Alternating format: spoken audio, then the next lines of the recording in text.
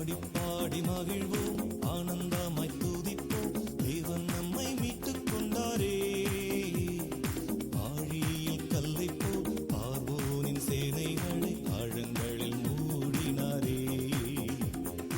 ஆழியில் கல்லை போல் பார்வோனின் சேனைகளை ஆழங்களில் மூடினாரே. ஆடி பாடி மகிழ்வோம், ஆனந்தமாய் துதிப்போம், தேவன் நம்மை மீட்டுக் கொண்டாரே. ஆழியில் கல்லை போல் பார்வோனின் சேனைகளை ஆழங்களில் மூடினாரே. ஆழியில் கல்லை போல் பார்வோனின் சேனைகளை ஆழங்களில் மூடினாரே.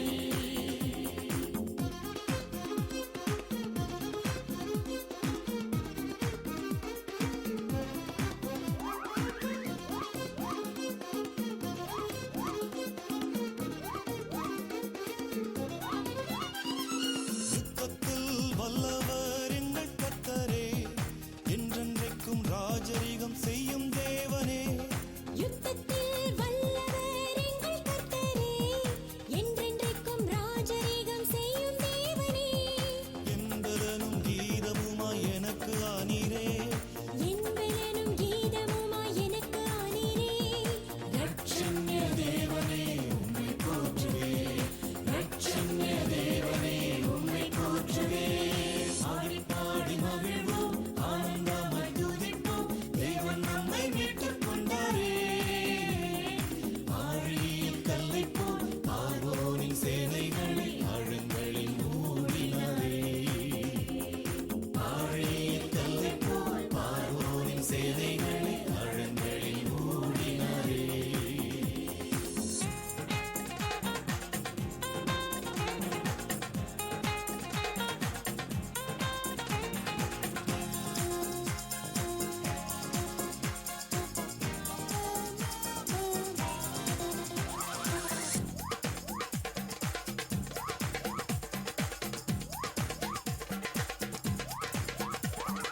மாறாவின் தண்ணீரை மதுரமாக்கினவர், எங்கள் துக்கம் மாற்றினவர் எங்கள் தேவனே. மாறாவின் தண்ணீரை மதுரமாக்கினவர், எங்கள் துக்கம் மாற்றினவர் எங்கள் தேவனே. நானே உன் பரிகாரி என்றுரைத்தீரே. நானே உம் பரிகாரி என்றுரைத்தீரே.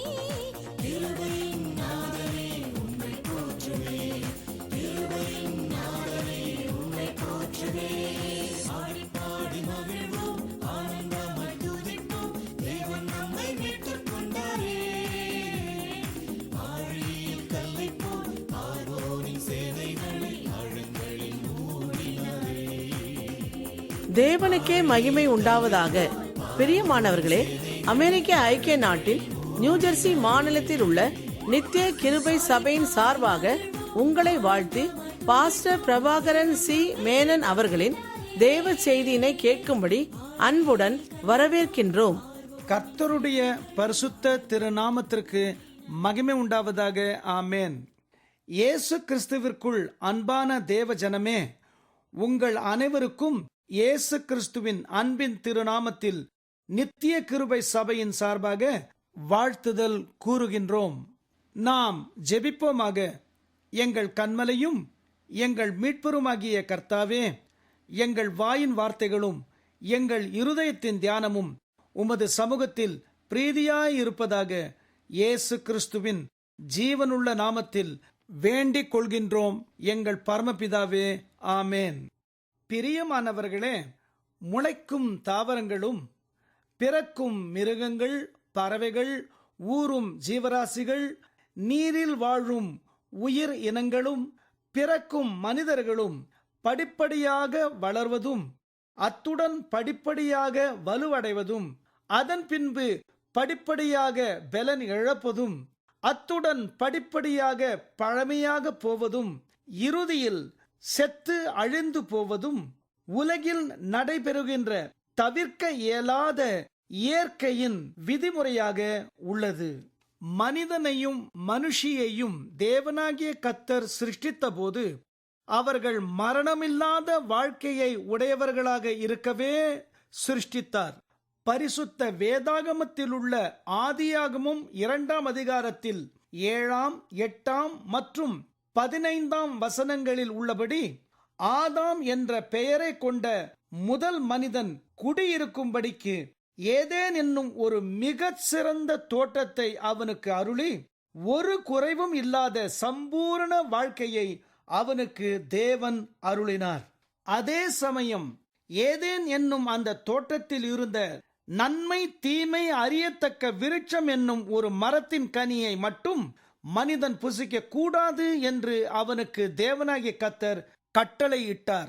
அந்த முதல் மனிதன் தனக்கு விலக்கப்பட்டிருந்த அந்த விருட்சத்தின் கனியை புசிக்கும் நாளில் அவனுக்கு சாவு, அதாவது மரணம் என்னும் ஒரு நிலை ஏற்படும் என்று அவனுக்கு தேவனாகிய கர்த்தர் கட்டளையிட்டிருந்தார். ஆனால் தனக்கு தேவனாகிய கர்த்தர் கொடுத்திருந்த அந்த கட்டளையை அவனது மனைவியும் அவனும் மீறி தங்களுக்கு விலக்கப்பட்டிருந்த அந்த விருட்சத்தின் கனியை புசித்ததால் அவர்கள் எச்சரிக்கப்பட்டிருந்தபடியே மரணம் அவர்களின் ஆத்துமாவில் உடனடியாக நிகழ்ந்தது. மரித்தவன் உயிருடன் இருப்பவர்களிடம் சம்பாஷிக்க இயலாதது எவ்வண்ணமோ அவ்வண்ணமே ஆத்துமா செத்தவர்கள் ஜீவனுள்ள தேவனோடு, அதாவது ஆத்துமா செத்தவர்கள் தேவனிடம் உண்மையான உள்ளத்துடன் ஜெபிக்க இயலாது. இது நிமித்தமே எசேக்கியேல் 18ஆம் அதிகாரம் 4, 20 வசனங்களில் உள்ளபடி தாங்கள் செய்கின்ற பாவங்களின் நிமித்தம் தங்களின் ஆத்துமாவிலே செத்தவர்கள் தங்கள் பிரச்சனைகளுக்கு தீர்வு காண சர்வ வல்லமையுள்ள தேவனிடம் வேண்டிக் கொள்ள, அதாவது பிரார்த்தனை செய்ய, அதாவது ஜெபிக்க இயலாமல் பல தீமையான காரியங்களை மற்றவர்களுக்கும் தங்களுக்கும் செய்து கொள்ளுகின்றார்கள். ஆம், முதல் மனிதன் ஆதாமும் அவனது மனைவியும் தேவ கட்டளையை மீறி நடந்ததால் ஏற்பட்ட பாவத்தினாலே மரணம் முதலாவது அவர்களின் ஆத்துமாவில் உடனடியாக நிகழ்ந்தது. அந்த பாவத்தினாலே அவர்களின் சரீரம் உடனடியாக மரிக்கவில்லை. அதே சமயம் அவர்களின் சரீரங்களில் மரணத்தின் கிரியைகள் ஆரம்பித்து ஆண்டுகள் பல உருண்டோடி முடிவில் அவர்களின் சரீரங்கள் மரித்தன. 1 கொரிந்தியர் 15ஆம் அதிகாரம் 26ஆம் வசனம் பரிகரிக்கப்படும் கடைசி சத்துரு மரணம் என்று கூறுகின்றது. ஆம், மரணம் மனிதனின் கடைசி சத்துரு, அதாவது கடைசி விரோதி. மரணத்தை பரிசுத்த வேதாகமம் சத்துரு என்று கூறுவதின் காரணம் மரணம் மனிதனுக்கு செய்யும் மிக பிரதானமான கொடிய தீமை அவனுக்கு மிகுந்த பயத்தை ஏற்படுத்துவதாகும்.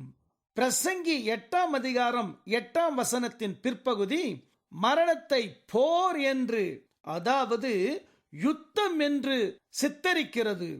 மனிதனுக்கு வாழ்நாளெல்லாம் மிகுந்த பயத்தை ஏற்படுத்தும் மரணமானது இறுதியில் அவனோடு போர் தொடுக்கின்றது.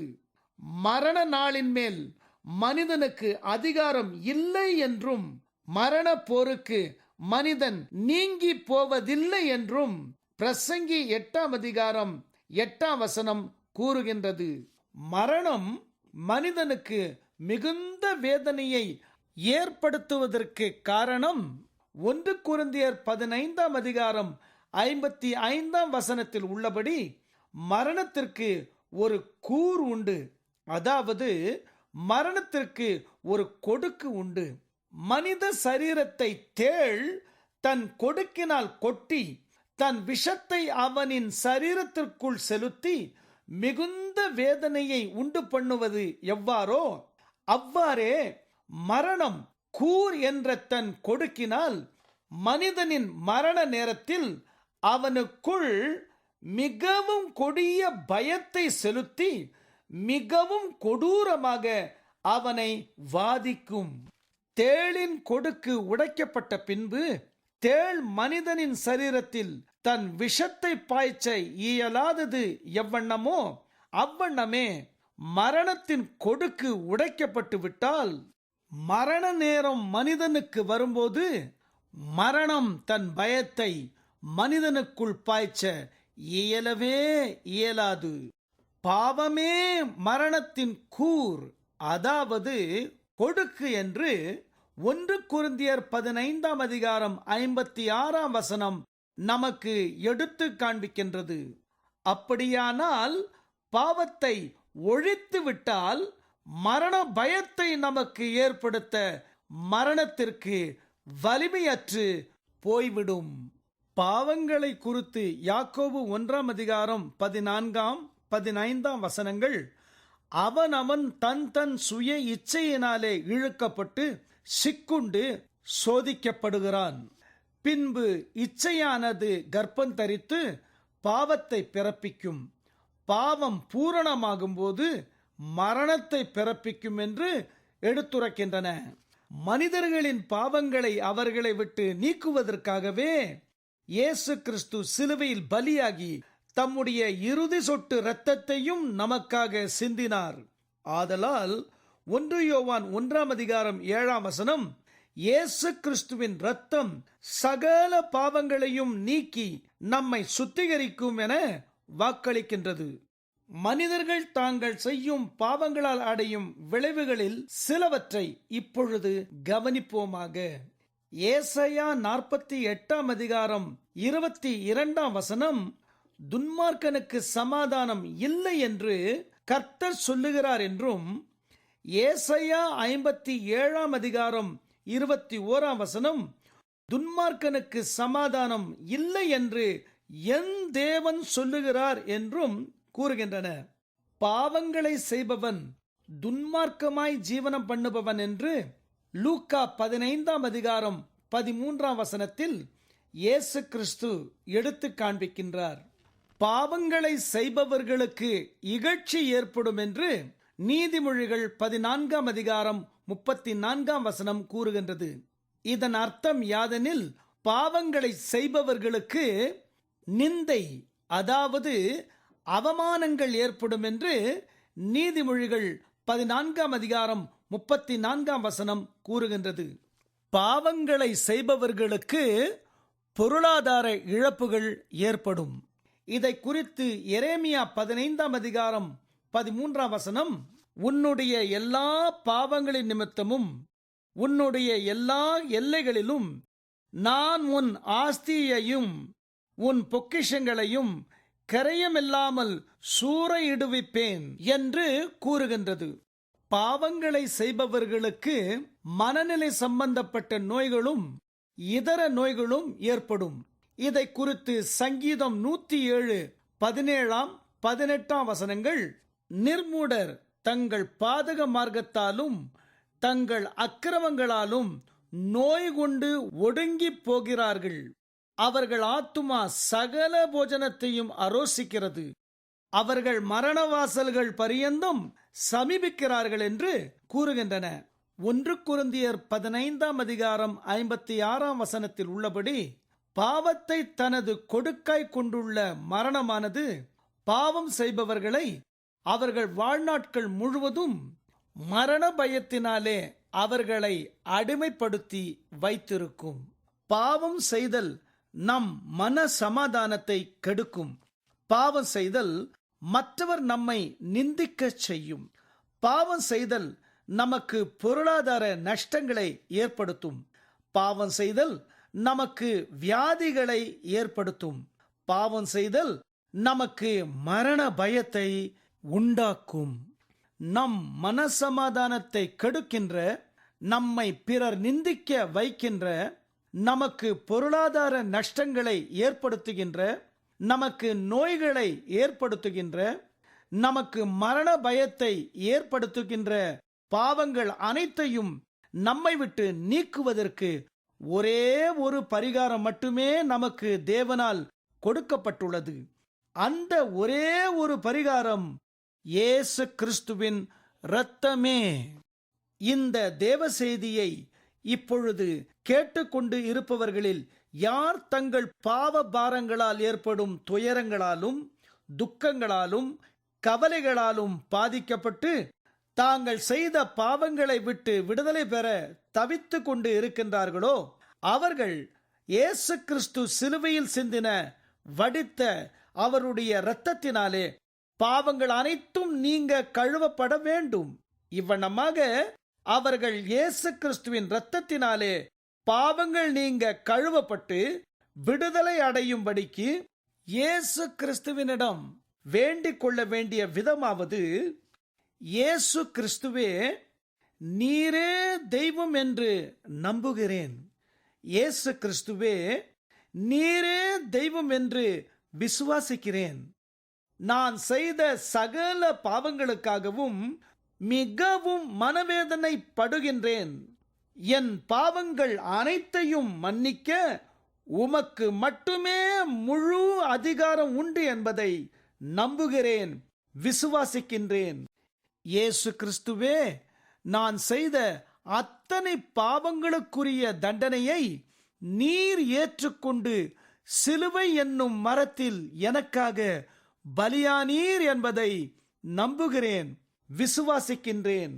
நீர் சிலுவையில் பலியாகி சிந்தின வடித்த உம்முடைய பரிசுத்த இரத்தத்தினாலே என்னை முழுவதும் இப்பொழுது கழுவி உமது இரத்தத்தினாலே என்னுடைய பாவங்கள் அனைத்தையும் என்னை விட்டு நீக்கிவிடும்.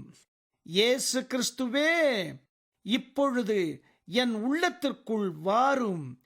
இந்த நேரம் முதற்கொண்டு உம்முடைய இரத்தத்தினால் கழுவப்பட்டதினால் உம்முடைய பிள்ளை நான். இயேசு கிறிஸ்துவே, என் பாவங்களை எனக்கு மன்னித்து எனக்கு நல்வாழ்வு அருளினபடியால் உமக்கு மிக்க நன்றி. ஆமேன். 1 கொரிந்தியர் 15:56 கூறுகின்றபடி, பாவமே மரணத்தின் கூர், அதாவது கொடுக்கு. இப்பொழுது உங்களுக்கு காண்பிக்கப்பட்ட மாதிரி ஜெபத்தின்படி நீங்கள் இயேசு கிறிஸ்துவினிடம் உங்கள் பாவ மன்னிப்புக்கென்று ஜெபிப்பீர்களானால் இயேசு கிறிஸ்து உங்கள் பாவங்களையெல்லாம் மன்னித்து விடுவார். மேலும் இயேசு கிறிஸ்து தாம் சிலுவையில் உங்களுக்காக பலியாகி சிந்தின தமது இரத்தத்தினாலே பாவங்கள் நீங்க உங்களை முற்றிலும் சுத்திகரித்து பரிசுத்தப்படுத்துவார். இவ்வாறாக இயேசு கிறிஸ்து உங்கள் பாவங்களை எல்லாம் மன்னித்து விட்டு தம்முடைய தூய்மையான திரு இரத்தத்தினால் உங்களை பாவங்கள் நீங்க சுத்திகரித்த பின்பு மரணத்தின் கூர் என்னும் பாவ கொடுக்கு உங்கள் வாழ்க்கையில் இல்லாமல் போகும். இதனால் உங்களை வேதனைப்படுத்தி வந்த மரண பயம் உங்களை விட்டு முற்றிலும் நீங்கி போகும். இதனால் நீங்கள் பூரண சமாதானத்துடன் வாழ்வதுடன் பாவங்கள் நீங்கின உங்கள் வாழ்க்கையானது நிந்தைகள் நீங்கி மதிப்பிற்குரிய வாழ்க்கையாக திகழும்.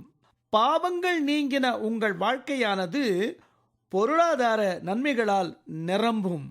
பாவங்கள் நீங்கின உங்கள் வாழ்க்கையானது நோய் அற்றதாக திகழும். யானை இருந்தாலும் 1000 பொன், இறந்தாலும் 1000 பொன். பனைமரம் இருந்தாலும் 1000 பொன், இறந்தாலும் 1000 பொன் எனும் பழமொழிகள் அழகு தமிழில் உண்டு. இதன் காரணம் யாதெனில், யானை உயிருடன் இருக்கும்போது மனிதனுக்காக கடுமையாக உழைக்கும். அது செத்துவிட்டால் அதன் தந்தங்களால் விலையுயர்ந்த பொருட்கள் செய்யப்படும்.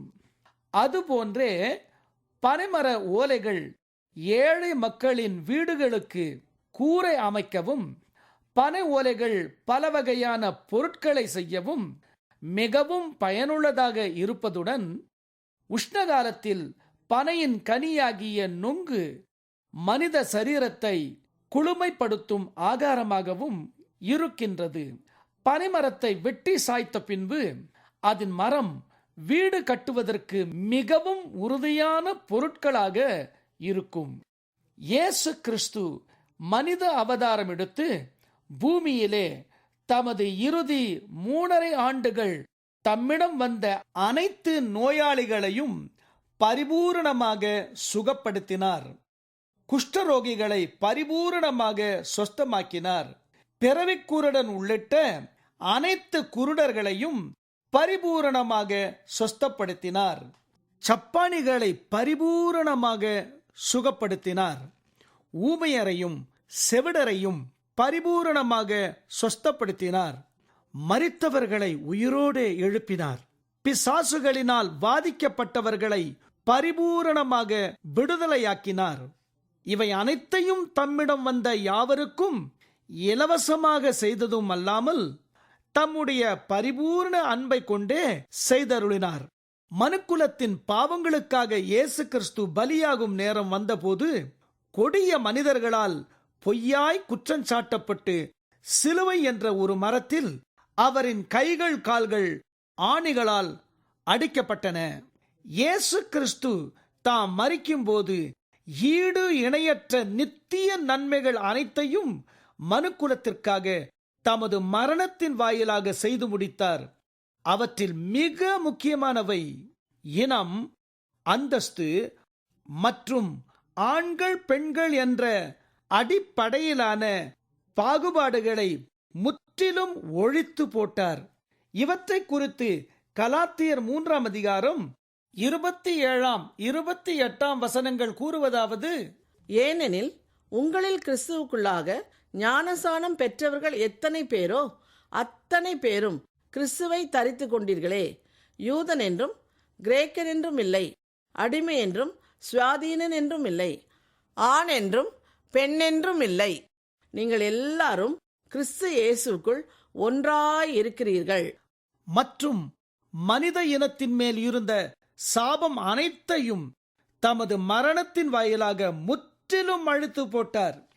இதை குறித்து கலாத்தியர் 3 அதிகாரம் 13 வசனம் கூறுவதாவது: மரத்திலே தூக்கப்பட்ட எவனும் சபிக்கப்பட்டவன் என்று எழுதியிருக்கிறபடி கிறிஸ்து நமக்காக சாபமாகி நியாயப்பிரமாணத்தின் சாபத்திற்கு நம்மை நீங்களாக்கி மீட்டு கொண்டார். அண்ட சராசரங்களையும் படைத்த தேவனுக்கும் மனுக்குலத்துக்கும் ஒரு பொதுவான விரோதி உண்டு. அவன் பேர் பிசாசு.